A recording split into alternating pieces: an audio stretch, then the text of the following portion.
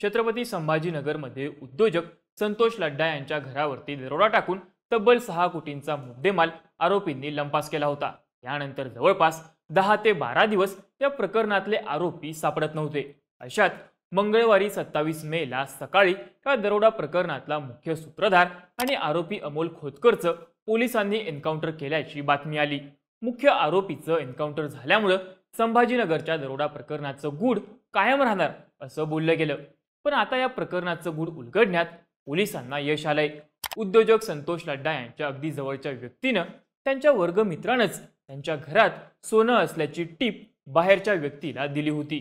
यातूनच दरोड्याचा प्रकार घडल्याचं आता पोलिसांच्या तपासात समोर आलंय। पोलिसांनी या प्रकरणात आतापर्यंत 10 जणांना अटक केली आहे। पण संतोष लड्डा यांच्या घरात सोनं असल्याची माहिती देणारा त्यांचा वर्गमित्र आहे कोण? त्यानं आपल्याच मित्राच्या बाबतीत असं का केलं? पोलिसांच्या हाती या प्रकरणाचे सुगावे लागले असले तरी अजून ही केस बंद झाली नाही असं का बोललं जातंय? सगळी स्टोरी जाणून घेऊयात या व्हिडिओतून। नमस्कार, मी चैतन्य आणि तुम्ही बघताय बोल भिडू। सगळ्यात आधी संभाजीनगरच्या या दरोडा प्रकरणामध्ये आतापर्यंत पोलिसांकडून काय काय कारवाई करण्यात आली आहे ते बघूया। संभाजीनगरमधले मोठे उद्योजक संतोष लड्डा 7 मेला कुटुंबियांसोबत मुलाच्या पदवीदान समारंभासाठी अमेरिकेला गेले होते। नेहमीप्रमाणे त्यांनी घराची जबाबदारी त्यांचे ड्रायव्हर आणि केअरटेकर संजय झळके यांच्यावरती सोपवली होती। पण 15 मेच्या मध्यरात्री 6 जणांनी लड्डा यांच्या घरात घुसून संजय झळके यांना मारहाण करत घरातलं जवळपास 6 किलो सोनं आणि 32 किलो चांदी लुटली। या सगळ्या मालाची किंमत साधारण 6 कोटींच्या आसपास होती। दरोड्याची घटना घडल्यानंतर बरेच दिवस या प्रकरणातले आरोपी पोलिसांच्या हाती लागत नव्हते। त्यामुळे पोलिसांवरही दबाव वाढत होता। अशातच 26 मेला या प्रकरणाचा मुख्य सूत्रधार अमोल खोतकरबाबत पोलिसांना टीप मिळाली। पोलिसांनी त्याला पकडण्यासाठी सापळा रचला, पण अमोलला पकडताना झालेल्या चकमकीमध्ये त्याचं एन्काउंटर करण्यात आलं। त्यानंतर पोलिसांनी या प्रकरणातले इतर आरोपी योगेश सुभाष हाजबे, सय्यद अझरुद्दीन सय्यद कबीरुद्दीन, महेंद्र बिडवे, सूर्यकांत गंगणे आणि सोहेल जलील शेख यांनाही ताब्यात घेतल्याची माहिती दिली होती। या सगळ्या आरोपींवरती चोरी, जबरी चोरी, घरफोडी, दरोडा, खुनाचा प्रयत्न, मुकोका, अपहरण, अत्याचार, अवैध दारू विक्री असे अनेक गंभीर गुन्हे दाखल होते। अमोल खोतकरचं एन्काउंटर झाल्यानंतर अमोलच्या बहिणीने पोलिसांवरती गंभीर आरोप केले होते। माझा भाऊ गुन्हेगार नव्हता, तो एक व्यावसायिक होता।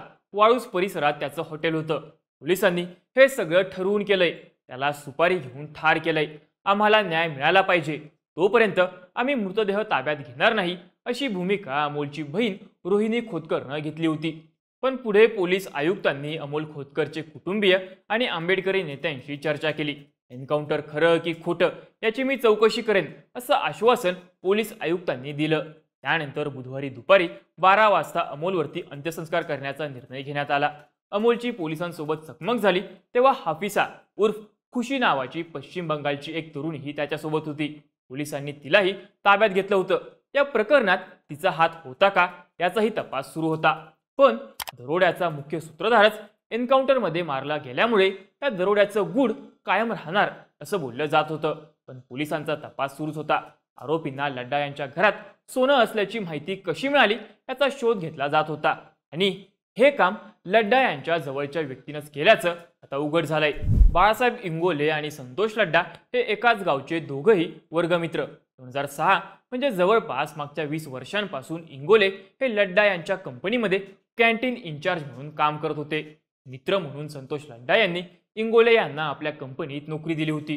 लड्डांच्या घरी भाजीपाला आणि इतर वस्तू घेऊन जाणं यासाठी इंगोलेंचं लड्डांच्या घरी येणं जाणं होतं। लड्डांच्या घरात काय होतं, कुठे होतं याची सगळी माहिती इंगोलेला होती। डिसेंबरमध्ये लड्डा यांच्या वडिलांचं निधन झालं। त्यावेळी इंगोले न सांगताच त्यांच्या मूळ गावी त्यांना भेटायला गेला।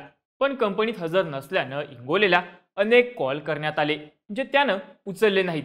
पुढे काही दिवसांनी इंगोलेनं कॉल करणाऱ्याला शिवीगाळ केली, पण तेव्हा ही गोष्ट लड्डा यांना माहीत नव्हती। जवळपास 1.25 महिन्यांनी लड्डांना ही गोष्ट समजली। तेव्हा लड्डांनी कॉल करणाऱ्या वरिष्ठ व्यक्तीशी असं वागणं चुकीचं आहे, तू त्यांची माफी माग असं लड्डा यांनी इंगोलेला सांगितलं।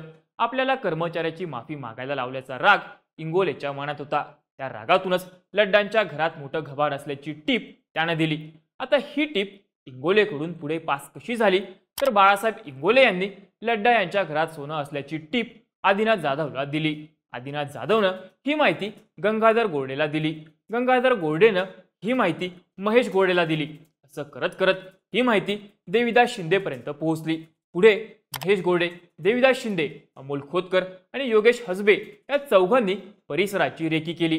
पुढे या सगळ्यांची एक बैठक झाली आणि त्यात हा दरोड्याचा प्लॅन रचला गेला। 15 मेच्या मध्यरात्री आरोपींनी हा दरोडा टाकला। त्याआधी रात्री 8-8:30च्या सुमारास देविदास आणि योगेशनं संतोष लड्डा यांच्या घराची पुन्हा एकदा रेकी केली होती। त्यानंतरच मध्यरात्री त्यांनी हा दरोडा टाकला। पोलिसांनी या प्रकरणात आतापर्यंत 10 जणांना अटक केली आहे।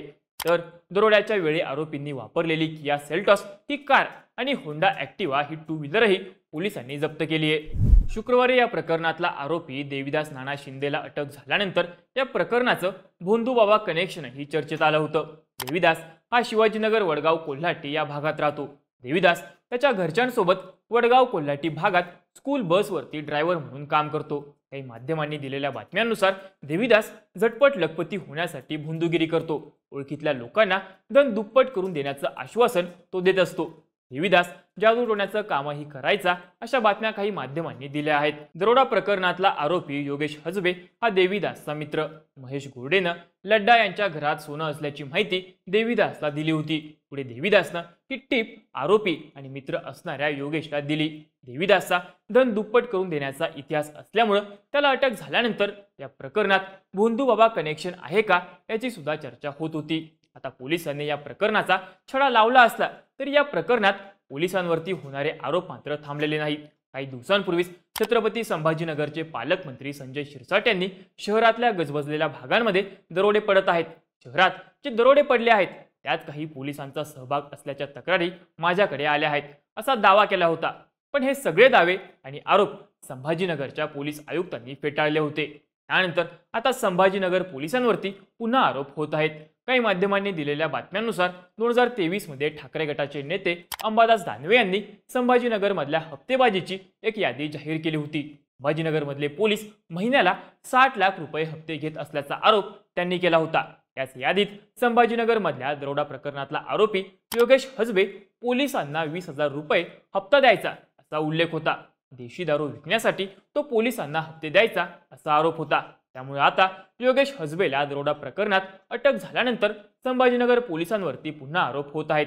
पण पोलिसांवरती आरोप होण्याचं हे एकमेव कारण नाही, कारण संभाजीनगरच्या दरोडा प्रकरणात आरोपींनी 5.5 किलो सोनं आणि 32 किलो चांदी लुटली होती। त्यापैकी पोलिसांना जवळपास फक्त 20 तोळे सोनं मिळाल्याच्या बातम्या काही माध्यमांनी दिल्या आहेत। उर्वरित सोनं कुठं आहे याबाबतचा तपास सुरू आहे। लवकरात लवकर ते सोनंही हस्तगत करू अशी माहिती पोलीस उपायुक्त प्रशांत स्वामी यांनी दिली आहे। त्यामुळे बाकीचं सोनं शोधण्यात पोलिसांना होणारा उशीर हे सुद्धा पोलिसांवरती होणाऱ्या आरोपांचं एक कारण आहे।